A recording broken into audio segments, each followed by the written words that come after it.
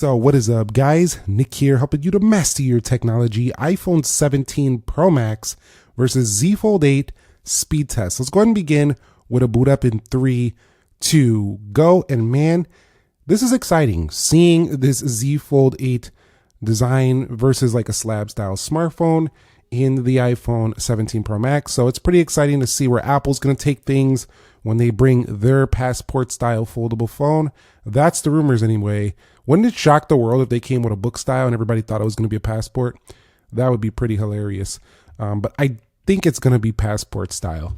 So you can see right here, the Z Fold 8 says, I need you to take a seat and I'll wait for your big brother later on, the iPhone 18 Pro Max, or even your my look-alike with rounded edges, the iPhone Ultra, because it booted up much faster than the iPhone 17 Pro Max right here. Granted, it is a new phone, but I do have a ton of apps, ton of things on both phones. I've already set this up with a ton of stuff.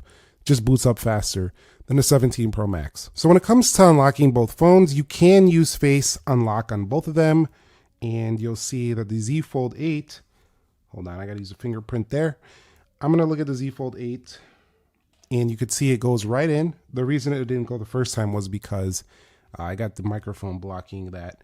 But you can see right there, we could just bypass the lock screen, and then you do have the fingerprint sensor right here. So I think it's a little faster to get into the Z Fold, because simply every time on the iPhone, you do have to swipe like this. So definitely faster to get in on the Galaxy Z Fold. Now, when it comes to general operations of the software itself, both of them are very quick and smooth. I think Samsung's, like the way it slides through things, the way it brings down notifications, they just look a little bit zippier. Apple has more of an intentional polished animation where it just kind of like bounces and stuff and does all these things to just make it look smooth and pretty.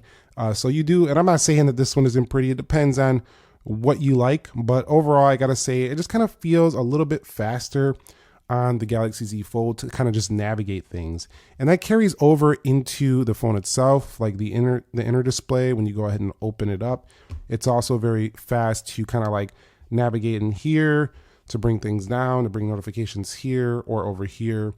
And overall, you have this like vertical app drawer here, which does have alphabetical orders here. And to me, that's very natural. On the iPhone, you kind of got to swipe over to get to applications. And so we're going to leave them in these portrait orientations for the app test. All right, guys, so everything is closed out on both. Let's go ahead and begin with the app test. And if you noticed here, the Galaxy Z Fold 8 is about the same length in terms of top to bottom when you put it in the portrait orientation as the iPhone 17 Pro Max. Let's go ahead and go into calendar here. And that was a little faster on the right. Let's go into clock. A little bit faster animation, I think, on the right. We'll go into calculator again on the right. We'll go into Play Store again on the right, faster in Play Store than App Store. Let's check the weather. We're checking the weather faster, and we get a little animation that tells us a little bit more about it here in One UI. You could see the way this is laid out shows you it more in a tablet format. So it's like having a mini tablet in your pocket. Let's go into ChatGPT, and you'll see that was quicker on the right. We'll go into Gemini here, and you'll see, yeah, to me, I think that was the iPhone. I could be wrong. I didn't see that one. Let's go into Copilot. You'll see faster here on the right. We're going to go into Groupon, and Groupon is going to load here first for the Galaxy Z Fold 8. If I go to categories here, you'll see that was a little faster to respond in the iPhone. And if I go over here and go to, how about fun and leisure? We'll go to anything here. Let's just go to art classes, whatever. We're just trying to click different submenus to see. And you can see once in, both scroll pretty good. All right, so let's head into Instagram here on both. And you could see that loaded up first. I think on the right, there's floss. Let's go ahead and swipe up out of here. We're going to go into X on both phones. And I think that was on the right. We'll go to profiles here. And if we go ahead and scroll here, that's typical fast scrolling for Samsung, a little bit slower on the iPhone.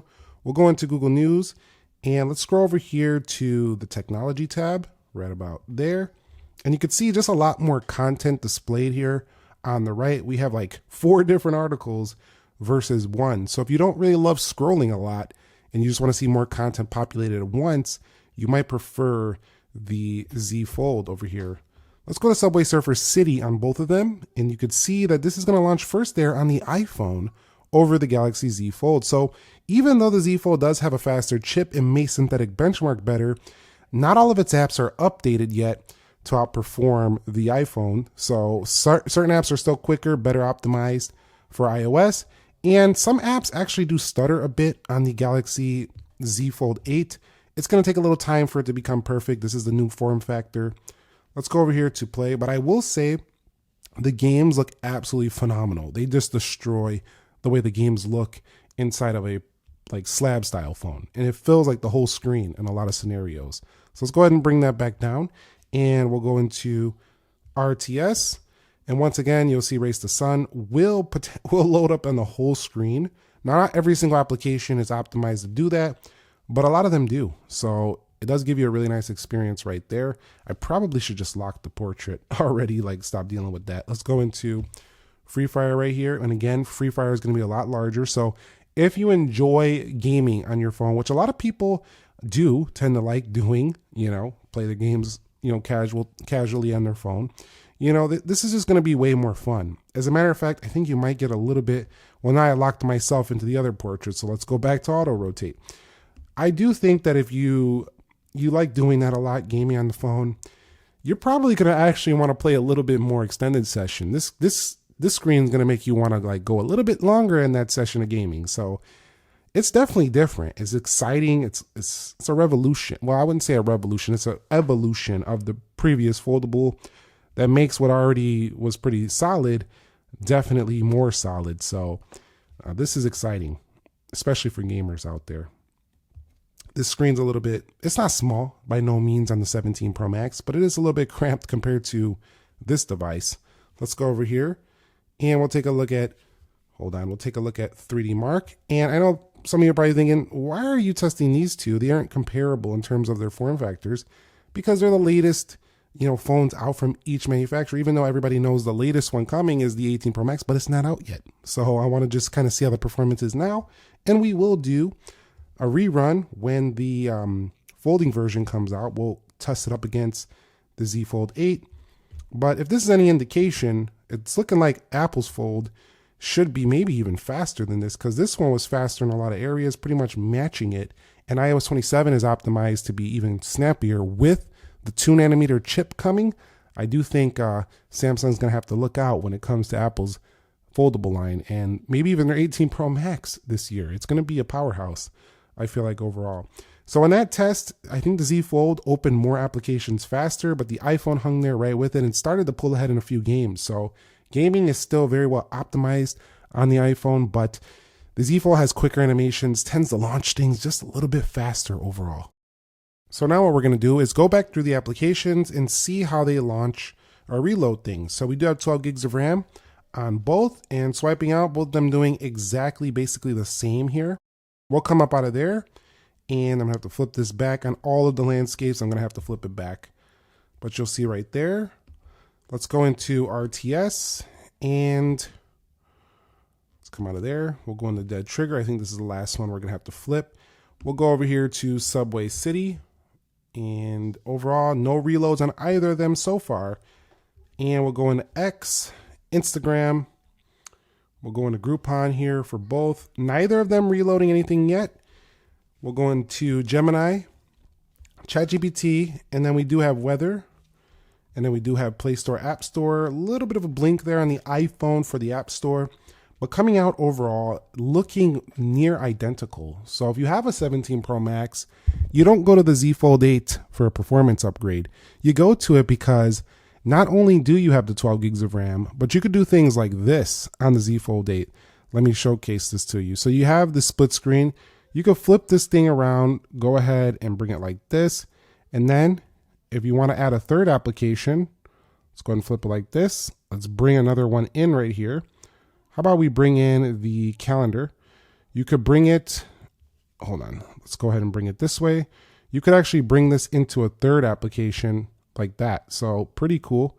And then also, if you actually wanted to, you could bring a third application into it in this wide format as well. So let's go ahead and grab that calendar, bring it right there. And you can have like a triple split screen action right there. So this is just nowhere near competitive on the iPhone. I mean, the iPhone can't even do a simple split screen, which is ridiculous. I think for the era we're in right now, even a basic simple split screen, you still can't do that on the iPhone. And I actually think you're not going to be able to do that. I actually know you're not going to be able to do that on 18 Pro Max, because 18 Pro Max is going to run iOS 27, which doesn't allow for its split screen. Now, for some people, having that single app at a time is more focused. I get the point, but still, a simple split screen like what they do on the Pixel would be nice. So I have bad news, and I'm going to put this in the video. The Galaxy Z Fold 8 is not able to finish the test. It's just been stuck on this uploading results forever. I actually stopped the previous one, restarted it, and I still am just sitting here. So this does need an update to work properly on this phone. So we're just going to go ahead and go to 3D Mark. We'll do an extreme test to see if we can get some results here. And so we're able to get some results here. The iPhone actually still topped the Z Fold 8 here in Wildlife Extreme, 5508 versus 5172, 30 frames a second, 31 basically versus 33, but both dudes tend to say they're scoring better than 93%. So Samsung basically matching iPhone 17 Pro Max here with their Z Fold 8, at least in this department. Now we could probably run that test when they're both fresh off of not a bunch of app loads, and it might be a little bit different though. But all right guys, so let's go ahead and run a speedtest.net on both. We'll start over here with the iPhone 17 Pro Max, make sure they're on the same server. So you can see right here, pulling in nearly 800, 900. Can we get to the 1,000? Looks like we're going to make it. So, but is it going to stay there? We'll see. So pretty decent here. Very fast download, but my upload's not the quickest. So it's going to be a little bit slower, but I think the Z Fold 7 should do, or Z Fold 8, I just called it the 7. The Z Fold 8 should do about the same overall here. You can see about 41 up. Let's do the Z Fold 8 now.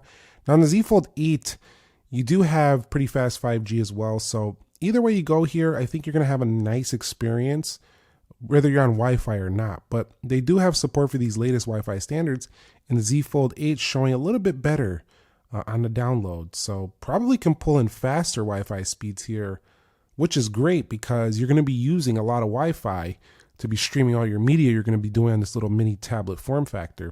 You'll see right here on the upload, pulling in about exactly the same. Might finish with a hair better as well, but no, the exact same on the upload. So not a drastic difference in when it comes to download speeds and stuff of that sort. So let's go ahead and launch the cameras. In 3, 2, go. Faster on the iPhone. We'll launch them again. 3, 2, go. And maybe the Z Fold after initially loads up. Taking the photo, there's still a little bit of a shutter speed enhancement on iPhones, but wrapping it up here, Z Fold 8 seems about on par with the iPhone 17 Pro Max in terms of performance, maybe slightly better in some apps, a little bit snappier with animations, but overall you are getting what's promised, a flagship tier performer in the pocket. The cameras aren't quite flagship level like the 17 Pro Max in terms of like the zoom, the ultra wide, stuff like that, but they're still pretty good. I wish they had those. But on the whole, you know, this is a mighty little performer, as you've seen in this video. It can handle quite a bit.